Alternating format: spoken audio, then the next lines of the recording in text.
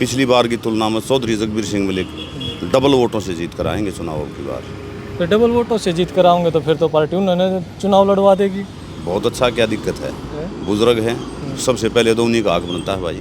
नमस्कार, आप देख रहे हैं हरियाणा स्पेस। मैं हूं अनिल खत्री। इस समय गोहाना में मौजूद हैं और हमारे साथ जिला पार्षद और कांग्रेस पार्टी की तरफ से गोहाना विधानसभा से अपनी टिकट की दावेदारी पेश कर रहे जय सिंह मलिक न्याता वाले हमारे साथ मौजूद हैं। बातचीत कर लेते हैं।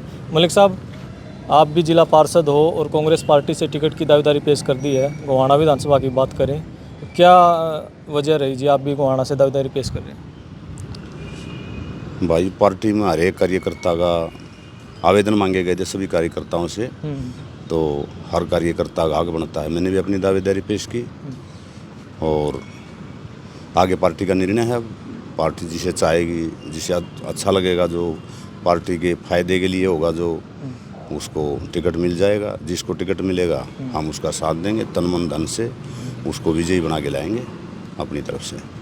गोहाना विधानसभा की बात करें जी, एक हॉट सीट मानते हैं। गोहाना में बड़े कांटे की टक्कर लोकसभा चुनाव में भी रही है, तो इस विधानसभा में क्या लगा है, क्या रहेगा? विधानसभा में कांग्रेस पार्टी का जो भी कैंडिडेट होगा वो बहुत भारी मतों से विजय प्राप्त करके आएगा, इसमें किसी को संदेह नहीं होना चाहिए। मलिक साहब, अगर आपको पार्टी टिकट दे यहाँ से तो कैसे अपनी मजबूती मानते हैं, किस तरह से जीत होगी? मैं एक तो जिला पार्षद हूँ, आप सब भाइयों को पता ही है। दूसरा, मैं समाज में हर समाज से घुल मिल के रहने वाला आदमी हूँ और सबकी चिंता करने वाला आदमी हूँ। ये आप सब अपने हल्के के सभी भाइयों को, सभी बहनों को पता है। इसलिए मैं ये मानता हूँ पार्टी अगर मुझे जिम्मेदारी देगी तो मैं उसको सर स्वीकार करूँगा और पार्टी को भारी मतों से विजयी बनाकर कांग्रेस पार्टी की झोली में ये टिकट जाएगी। मलिक साहब, गोहाना के जो गांव हैं, चलो गांव में तो एक हुड्डा साहब का भी असर है, लेकिन गोहाना शहर की बात करें, शहर में बहुत कम वोट आते हैं कांग्रेस के। गोहाना शहर से किस तरह वोट लोगे? अब की बार सभी माहौल चेंज हुआ है। पिछली बार की तुलना में लोकसभा में भी देख लो आप, अब गोहाना से अब डबल वोट कांग्रेस पार्टी के कैंडिडेट हमारे एमपी साहब ब्रह्मचारी जी को मिली हैं। ऐसे ही विधानसभा में होगा। गोहाना शहर से भी अब की बार कांग्रेस का प्रत्याशी जीत कर निकलेगा। तो गोहाना के जो 5 बार के विधायक हैं, सिटिंग विधायक हैं जगबीर मलिक, तो क्या लगता है कि इस बार पार्टी किसी दूसरे चेहरे को मौका दे सकती है?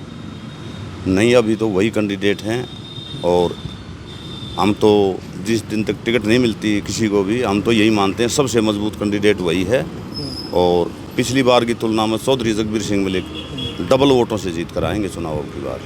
तो डबल वोटों से जीत कर आओगे तो फिर तो पार्टी उन्होंने चुनाव लड़वा देगी। बहुत अच्छा, क्या दिक्कत है, बुजुर्ग हैं, सबसे पहले तो उन्हीं का हक बनता है भाई। लेकिन ये बात तो आप कह रहे हो भाई, डबल वोटों से जीत कर आओगे। लोगों में तो एक चर्चा है भाई, इस बार कांग्रेस ने टिकट नहीं बदली तो इसका काम चलेगा नहीं। भाई देखो, चर्चाएं तो होती ही रहती हैं। पिछली बार भी ऐसे ही चर्चाएं थी, लेकिन वो फिर भी चुनाव जीत कर आया और अब की बार तो और ज़्यादा वोटों से चुनाव जीत कर आएगा। अब की बार बहुत काम करवाए हैं चौधरी जगबीर सिंह मलिक ने और सबसे सीनियर भी हैं, 5 बार के विधायक हैं और अच्छे इंसान भी हैं। लेकिन जो पार्टी एक बात करी है भाई, इस बार जो टिकट है वो सर्वे के आधार पर दी जाएंगी। जिताऊ कैंडिडेटों को ही, जो जिताऊ चेहरे होंगे उनको ही मैदान में उतारा जाएगा, चाहे उसमें युवा हो चाहे और भी कोई हो। देखो, वो पार्टी का अपना काम है। हम एक छोटे से कार्यकर्ता हैं और हमारा काम है ज़मीन पर खड़े होकर पार्टी के लिए काम करना।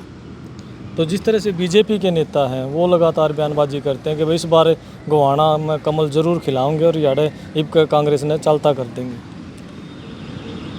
वो सभी देखो, ऐसे तो सभी कहते हैं। अब जे भी पार्टी का कैंडिडेट होगा वो भी ये कहेगा कि अब की बार हम जीत कर आएंगे, लेकिन ऐसा कुछ नहीं होने वाला है। कांग्रेस पार्टी का प्रत्याशी ही चुनाव जीत कर आएगा।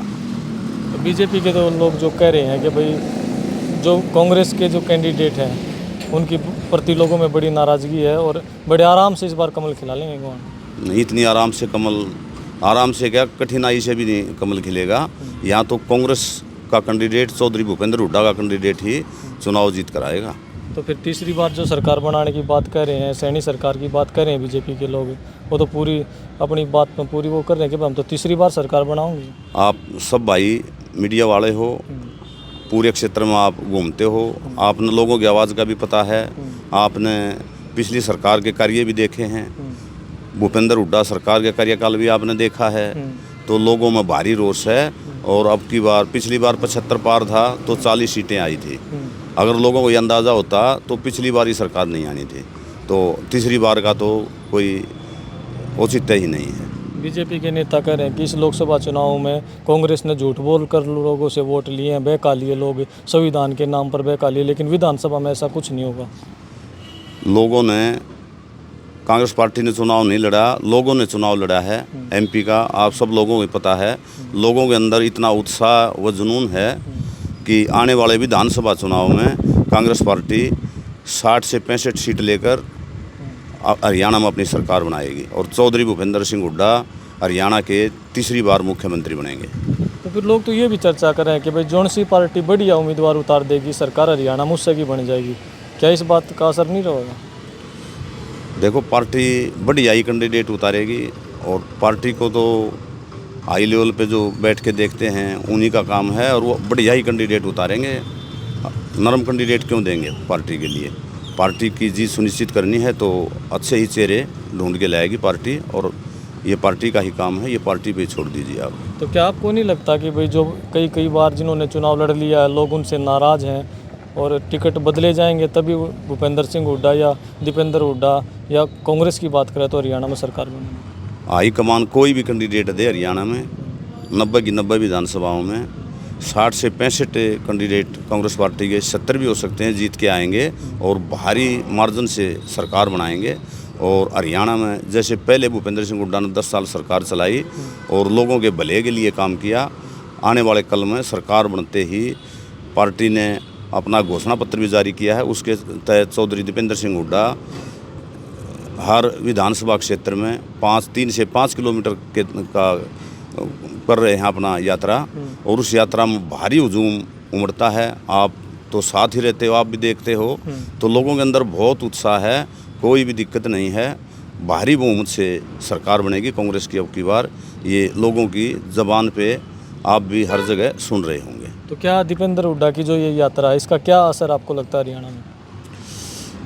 पब्लिक इतनी भीड़ इकट्ठी होती है, 10-10 हज़ार, 15-15 हज़ार आदमी एक विधानसभा में साथ चलते हैं पैदल, इतनी गर्मी के अंदर। अगर ये उत्साह ना हो तो कोई भी नहीं चलेगा। लोगों के अंदर उत्साह है, कांग्रेस सरकार लेनी है पब्लिक को, समाज को। ये बीजेपी सरकार से लोग थक चुके हैं, उनके कामों से थक चुके हैं। वो जो पब्लिक को गरीब के लिए काम करने वाले बताते हैं, पूरे सोनीपत डिस्ट्रिक्ट में ये देखो कितने गरीब आदमियों के मकान बने हैं।